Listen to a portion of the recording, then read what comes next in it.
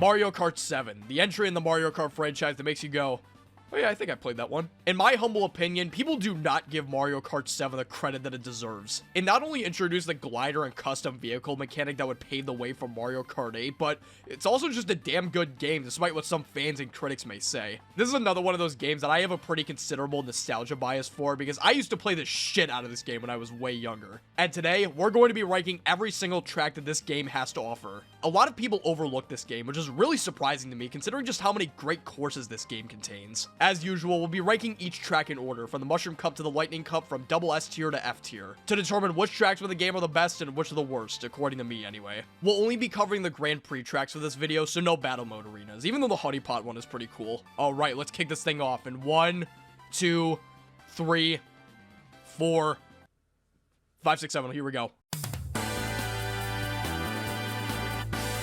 Mario Kart 7 kicks off with Toad Circuit, and I gotta say, it's a hell of a lot better than Luigi's Circuit. A lot of people give Toad Circuit flack for being boring and basic and whatnot, but I actually want to come to this track's defense for a second. I don't think it's all that bad. The music is pretty good, though it does that thing where it shares it with the other starting track in the Flower Cup, and I think the atmosphere is a lot more lively than people give it credit for. To be fair, it is significantly more boring playing it on Time Trials mode, but on Grand Prix, it's just a grand old time. The layout of the track is definitely basic, but everything else about the track is not bad at all. That being said, I can't reasonably give this track a super high ranking, but it's still good nonetheless, putting this at the tippy top of C tier.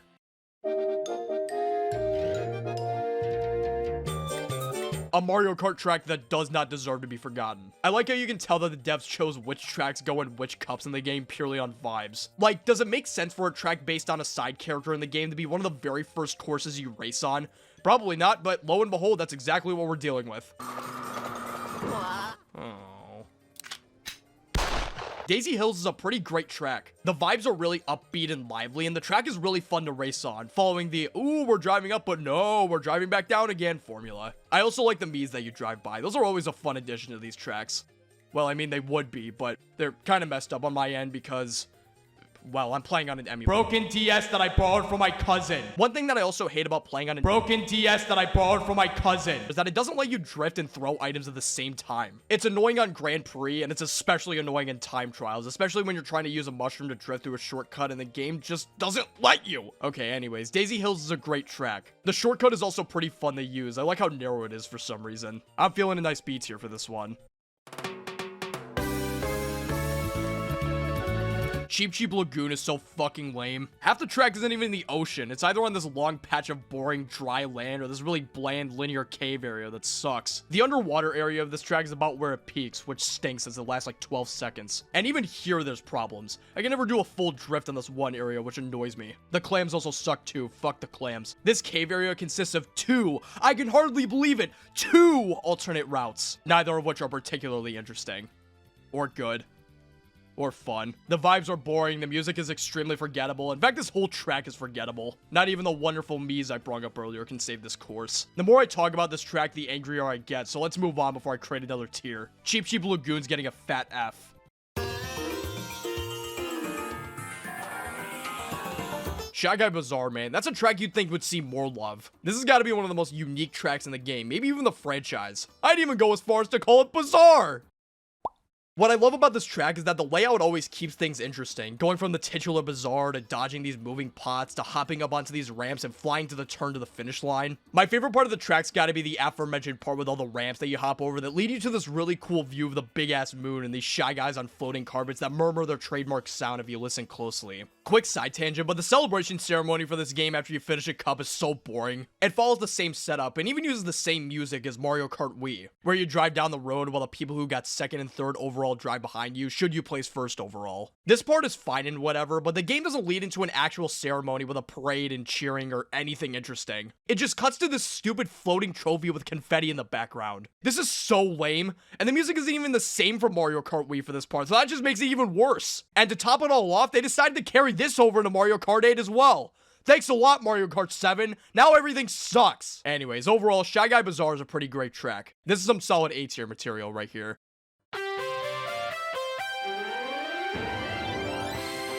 I played the ever-loving shit out of Wii Sports Resort growing up, so naturally this track, and a certain upcoming track, is a huge standout in my mind. Rather than going in 3 laps around a course, this track takes a more unique approach, having you drive along this huge path cut off in 3 different sections, which in my humble opinion was a great choice. Woohoo Island is an iconic location out of Nintendo's catalog, so having you explore around the island rather than restricting you to one area makes perfect sense. I love how faithful this track is to Wii Sports Resort, and I also love how the track has multiple paths to take, maintaining that feeling of exploration and connection that I always personally felt when playing Resort. The only real problem with this track is that this shortcut is literally impossible. I mean, like, it's possible, but it's never clean. You always either end up falling off or making it to the other side and hitting a car. Other than that, Woohoo Loop is a stone cold classic. It's earned itself a solid S tier. It'd probably be a little lower if I didn't play Resort so much growing up, but hey, I guess we'll never know.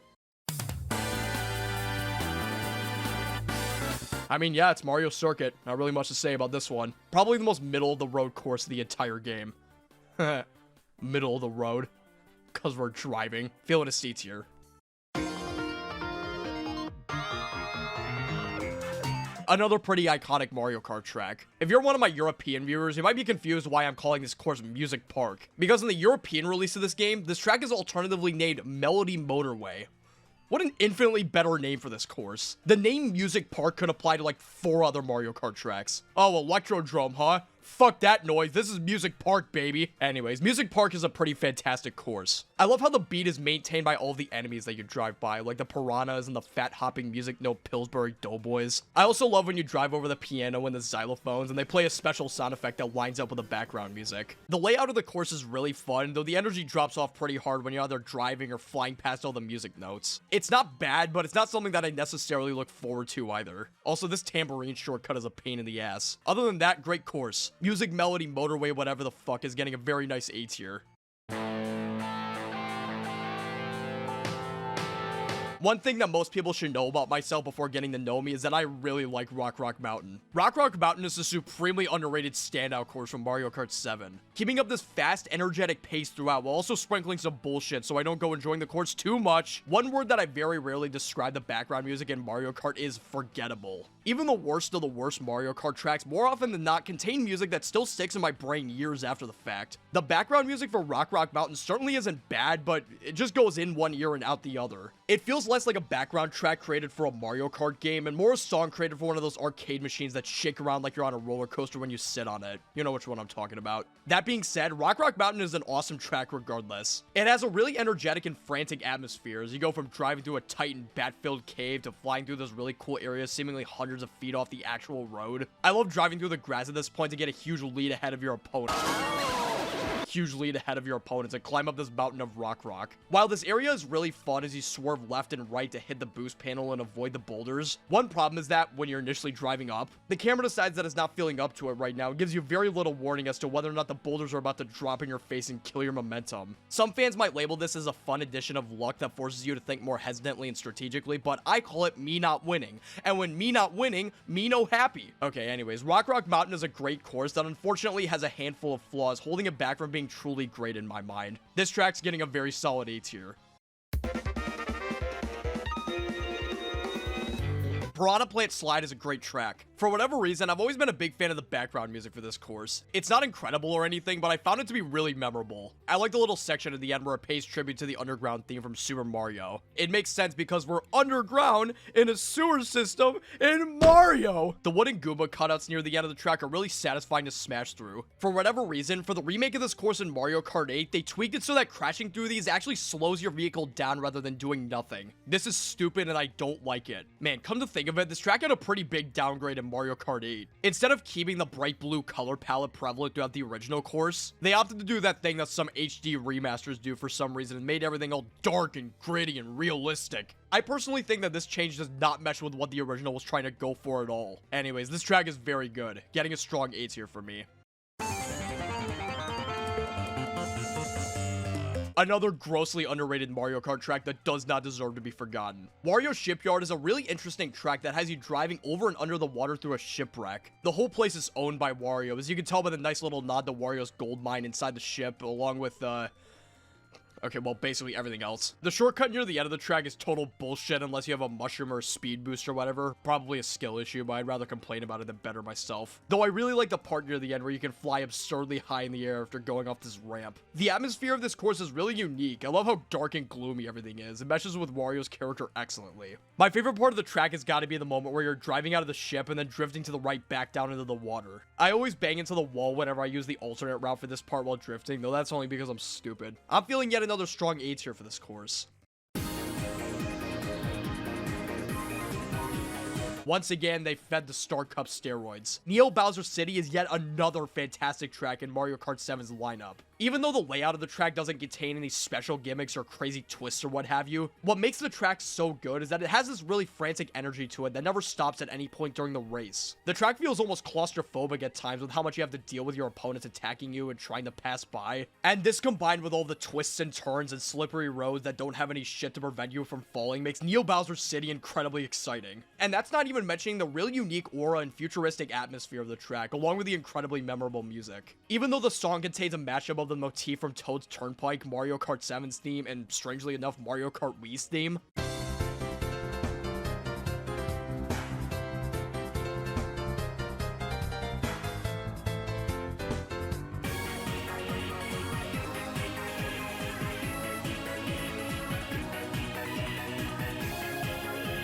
The song is still really unique and memorable, and captures and represents the vibes of the track excellently. Neo Bowser City never loses its luster at any point in the race, which is why I'm feeling a very strong S tier for this course. The remakes of the course also don't suck, so there's that.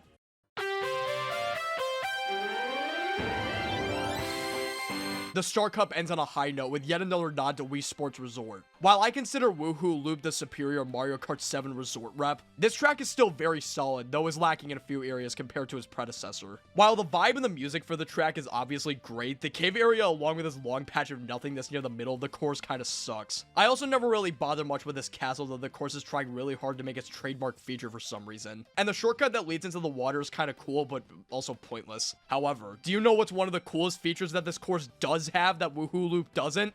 That's right, a game-breaking bug. Not only does it require zero setup, but it's also stupidly easy. Immediately after crossing over to the next section, if you use a mushroom to drive into this rock, rather than putting you back onto the road that you fell off of, the game will get confused and place you on the road on top of that area, allowing you to skip literally all of the parts of the track that I just complained about. This is arguably one of the most famous aspects of this track, and when I found out about this little exploit as a young lad, oh man, I was giggling and kicking my feet every time I did it. Anyways, Make a Woohoo is a really good track. My favorite part, besides the glitch of course, has got to be this really cool moment where you're flying super high in the air as the sun sets in the background, and then you fly down to pass the finish line. Make a Woohoo is ending the Star Cup with a very high B tier.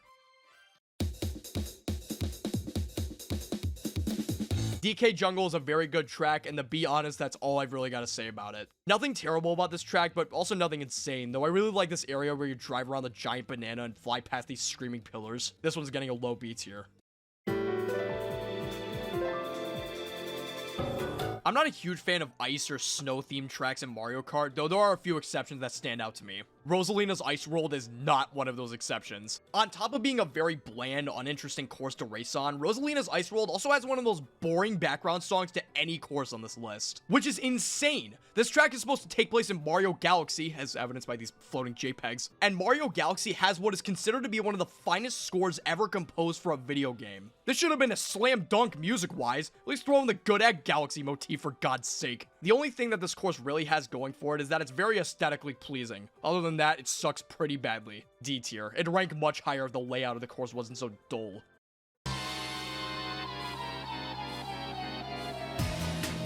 It's time to cover 7's iteration of Bowser's Castle, and I gotta say, I really like this one, even though you're not even in the goddamn castle for half the track. You go from inside the castle with the stairs and the thwomps into this huge underwater area surrounded by lava to hopping out of said underwater area. My favorite parts of the track have got to be near the end of the track where you could drift for like half an hour before driving off the ramp, along with this section where you could trick off this ramp with a fully charged drift boost and nearly avoid the thwomp. It's got a really unique atmosphere compared to the rest of the Bowser's Castles as is, and personally, I don't think people give this one enough love, putting this one at the tippy top of A tier. Wow, a great rendition of Bowser's Castle. Wouldn't it be funny if the next iteration of a beloved Mario Kart course just so happened to be one of the best tracks Nintendo's ever made?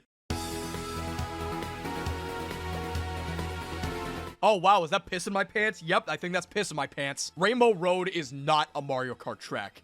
It is an experience. This course saves lives. I once had tremendous back pain, but after I played this track, my back pain not only went away, but my house also smelled like lavender for an entire month. I'm being a facetious right now, but in all seriousness, Mario Kart 7's iteration of Rainbow Road is one of the best tracks out of any Mario Kart game possibly ever. It not only hits you with this constant barrage of new ideas and creative twists and turns, from taking multiple downward ramps onto a bouncy mushroom, to driving on the rings of a planet, to driving on a planet, okay, technically a moon, but it also takes you on this emotional journey provided by the stunning graphics and the absolutely glorious background track. Listening to the song while driving on this course, it feels like you're soaring through outer space, and that feeling only intensifies when you cross over to the final section and you're hit with this heavenly key change.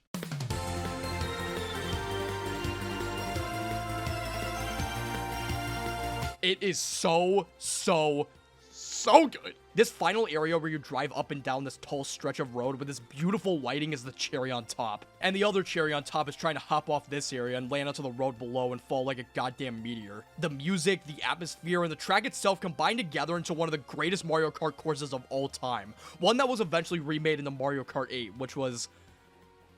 it was alright. It was alright. Mario Kart 7's Rainbow Road is one of the best to ever do it, and for that, I am bestowing this track the honor of the double S tier ranking. Anyways, on to the retro courses.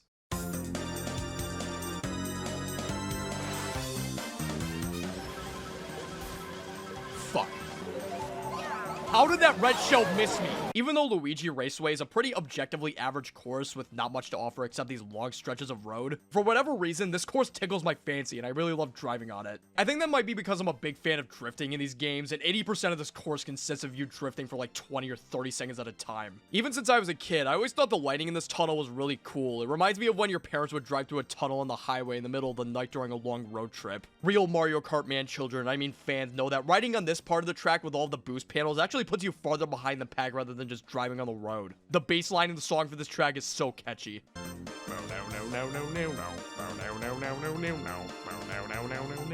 There's also confetti at one point in the race, and that pleases me. I'm feeling a light beat here for this one.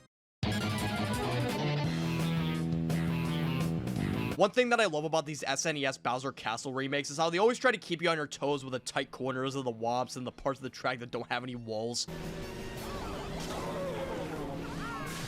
You know what? You can burn in hell, all of you. Maybe a strange thing to compliment, but I really like the color scheme of this course, with the bright orange lava and all the other intimidating colors contrasting the dark, gloomy blue skies out its windows. I swear, this is a genuine compliment. I'm not grasping for straws. That's for the Super Mario Kart ranking. The only thing I really dislike about this course is this area near the end with a handful of speed boosts that drive you over the lava. Without the yellow hopping things that can bounce you onto the walls, what's even the purpose? Also, the gliding area here sucks. You can't do shit except fly straight, and the stupid ramp is way too far away. You're supposed to hit the speed boost while gliding, but it's really hard since you're more than likely gonna hit the ground and you'll be forced to abandon the ramp and drive like normal. Anyways, this track is getting another beat here. I mean, it's basically just Mushroom Gorge again, but slightly worse. For whatever reason, in this iteration, they nerfed the big bouncy mushroom area so that this route has 2 big green mushrooms that act as a normal road and only 2 red bouncy mushrooms, rather than just 1 green mushroom and several bouncy mushrooms to jump around on. This is so lame. Why did they do this? They also predictably replaced this other route with a glider area, which is fine. It makes sense, whatever, but I still prefer the other area that made you strategically bounce from one mushroom to the other down below. They also removed this shortcut near the beginning, so now you can't use a mushroom and bounce off it to perform the glitch that lets you finish the race in like 20 seconds. Tragic. This is a fine enough remake, but it's definitely a downgrade compared to the original. Getting a C tier. Isn't it weird that this cup contains 2 separate Luigi-centered courses? Hey, not that I'm complaining. I just want to say right now, DS Luigi's Mansion wipes the fucking floor with Twisted Mansion from Mario Kart 8, and it's not even close. DS Luigi's Mansion has always remained such a memorable track in my eyes. They could have easily had the full race take place inside Luigi's Mansion, but the devs were like, you know what, fuck it, let's have 80% of the course take place in this muddy graveyard area with walking trees, and let's make it better than the section where you're actually in Luigi's Mansion. In Luigi's Mansion. Driving through the mud in this area is so satisfying. I love the way that ever so slightly fucks up your drifting. And the glider area through here is also really cool. I like these moments where the gliding gives you a moment to take in the view rather than just making you go straight with nothing interesting to grab a hold of. The music for this track is also very memorable. You know what? I'm gonna go where no man's gone before. DS Luigi's Mansion is getting an S tier. I'll let you all know if this version or the original is better when I inevitably get around to ranking Mario Kart DS's tracks. Another pretty forgettable track, I fear. I really like the area with the waterfall shortcut. Missing this ramp on the water that takes you inside the cave is, as we all know, more emotionally draining than childbirth. I also like drifting really close to the rock. But that's about all the fun I can have on this track. Feeling a D tier. Imagine getting soloed by a Mario Circuit remake. How embarrassing. Mario Circuit 2 is a really fun course. I found myself in the past playing the shit out of this track on time trials. Something about exploiting the hell out of the shortcut on the track by using a mushroom in the sand, as well as this one where you fly over these blocks, is really satisfying to do. I've already talked about how much I enjoy the music for these Mario Circuit tracks and how they make me feel nostalgia for some reason, and Mario Kart 7 luckily doesn't butcher that feeling here, unlike what's coming up next. Also, the task run for this track is fucking insane.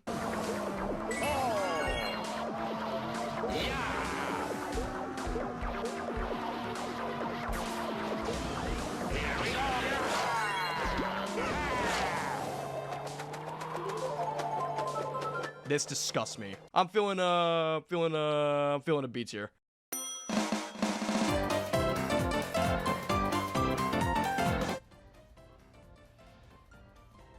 Look how they massacred my boy. Mario Kart 7's iteration of Coconut Mall suffers the same issue that its take on Mushroom Gorge does. That issue being that it fucking sucks. I bitched and complained about these issues briefly in my Mario Kart Wii video, and here they are again. First and foremost, I hate the fact that there aren't any Miis or Toads or other enemies to cheer you on inside the mall. The only place you see them is the part where the car's going left and right. Because of this, the mall feels so lifeless and boring. The original Coconut Mall felt like what a mall should be, and this iteration feels more like going into a mall today. You know, where there's fucking nobody there, and the employees look suicidal, and everyone's sad and crying. I went to a mall recently to pick up a book, and I stopped by GameStop there because I hadn't been to one in a long time, and I was like, ooh, I wonder how things are going there. Holy shit, GameStop has fallen off so hard. Half the store doesn't even have video games. At this point, it feels more like a store trying to sell you video game related items rather than actual goddamn video games. It's all just stinky Funko Pops and Five Nights at Freddy's plushies. And the trading credits are not even worth it anymore. Why the fuck would you ever go to GameStop? The GameStop I went to also smelled really weird too. I know I shouldn't be surprised since video gamers like myself don't need deodorant, but holy mother of God, it smelled terrible in there. Okay, anyways, back to Coconut Mall. The mall itself feels so lifeless without anyone inside, and that feeling is intensified by the significantly less vibrant and welcoming color scheme that made the original so great. And the fact that this area was replaced with gliding instead of jumping off makes me... Well, actually, I don't mind that too much. Ignore this version and just play the original. This mall is not a home. D tier. Wow, the tracks in this cup are not very good. This next track better not suck. It doesn't suck! Insta double S tier, no questions asked, no exceptions, nothing. This track suffers the exact opposite problem of the previous track, because instead of making the track worse, it kept what made the original track great and made it even better. It maintained Waluigi Pinball's aura and added even more to it by giving it a fresh coat of paint with updated graphics, which will look fantastic. People talk about Waluigi Pinball like it just saved their child from a burning building, and that's because it's so good that it basically did. Waluigi Pinball is one of the best track layouts of any Mario Kart track ever, with an incredibly fun and creative concept executed brilliantly. Getting hit by the big pinball still pisses me off to this day, and that makes me happy. Also, the sound effect that plays when you re-enter the machine is burned into my memory. I only have one real gripe with this course, and it's less to do with the course itself and more about how Mario Kart 7 occasionally makes stupid decisions. It's like, okay, so you're gonna have Waluigi Pinball as a retro course, but not only are you not gonna have Waluigi as a playable character, but the fucking Queen Bee from Mario Galaxy is getting a slot? The game that you can buy as a port on the Switch for $40 fucking dollars? The old Wii game that Nintendo was selling for full price like it's a goddamn new release that they sold already on the Switch? That game? An undeniably iconic Mario Kart track that I'm not a huge fan of. I don't hate it, but I'm also not exactly creaming my pants at the mere thought of it. That's for Waluigi Pinball. There was always something magical playing this course as a kid and driving through the train area into the tunnel while Lakitu yells at you until the game decides that you're having too much fun. I appreciate the fact that in later remakes they'd allow you to actually drive through this portion of the track, but I don't know. It doesn't quite hit the same if you're not breaking the rules. Low B tier.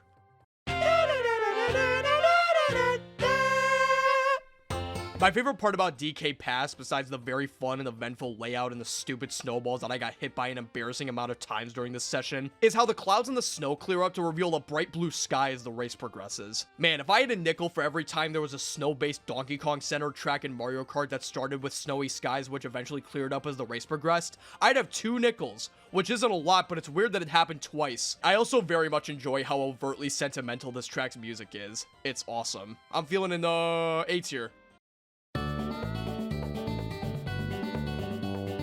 For when you got the daily blues, just go and play Daisy Cruise. This was another course that stuck out in my mind as a kid. It's similar to Waluigi Pinball in the way that it has a really fun concept that's executed very well. However, while Waluigi Pinball takes full advantage of its concept and excels as a result, playing through Daisy Cruise, I honestly think that this course leaves a lot to be desired. I think they could have done a lot more with this idea than what we're given in this game, or games rather. Like, let's be real for a second. What the fuck do moving tables have to do with cruise ships? Are they haunted by a ghost, or are the devs trying to do that thing where the ship is hitting rough waves to the point that everything inside the ship is moving? If that's the case, then that makes no sense because the cruise ship is completely stable throughout the entire race. I wish they had areas that made more sense for a cruise ship, like a casino or a stage or even the captain's quarters. In short, I wish Daisy Cruise did more with the material. Still a good course though, getting another B tier for me.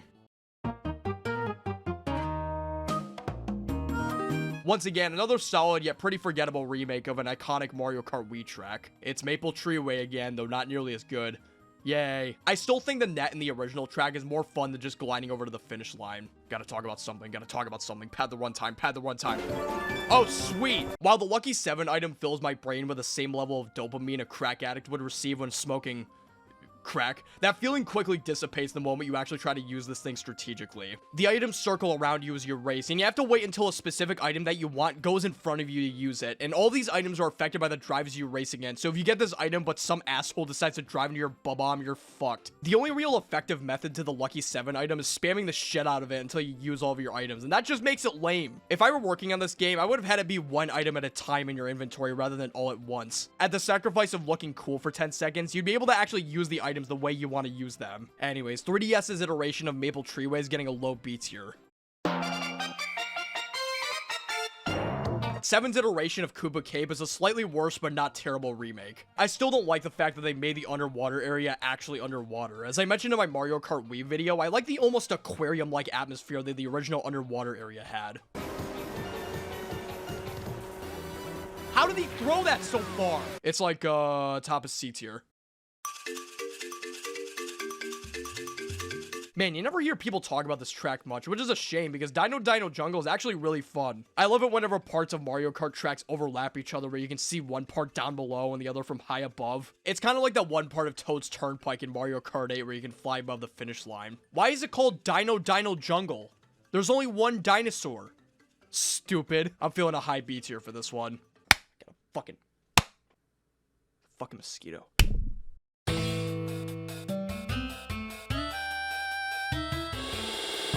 I love Airship Fortress. The background music for this track is so good. I've used it in like half of my videos, maybe more. I love the almost hellish atmosphere, what with the dark, brooding colors in the sky and the boatload of airships fighting with each other. It's like you're driving in the middle of a war and it's awesome. Every single section of this track is perfect and memorable, with my favorite sections in particular being this area with the jets of fire moving left to right and the tower that you can drift all the way down through. It can be really hard to predict where the fire streams are going to end up by the time you drive through, for me anyways. And I absolutely love getting the max drift down this tower like 2 or 3 times before you drive out and back onto this bullet bill section, which is also awesome. I remember when I was younger, I used to turn on the 3D effect on the DS during this section so it looked like the bullets were coming all over my screen. I mean, coming through my screen. Airship Fortress is getting a very nice S tier. And last, but certainly not least,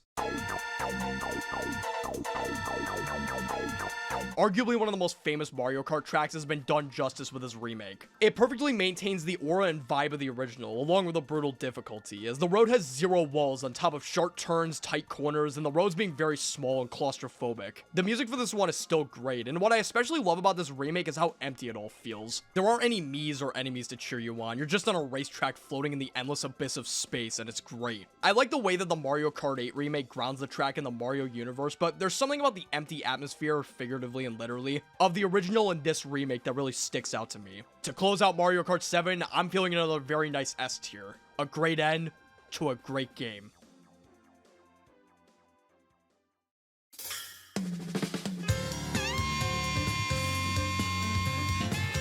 Mario Kart 7 is a severely underrated entry in the franchise, and an incredibly influential one at that, Mario Kart-wise. While a lot of the retro courses, along with a handful of the new tracks, are pretty mediocre, the hits in this game really hit, giving us some of the best and most iconic Mario Kart tracks ever. While the gameplay itself gets a lot of flack for not being particularly interesting, I personally have found great enjoyment with it, even if there aren't any flashy gimmicks besides the new gliding feature and customizing your kart. And with that, that's gonna do it for this video. I sincerely hope that this video makes people wake up and realize that Mario Kart 7 is peak. If I've convinced you in some way that this is the case, then I have done my job well. I hope that you've enjoyed the video as much as I have making it. Thank you all very much for watching, and I will see you in the next one.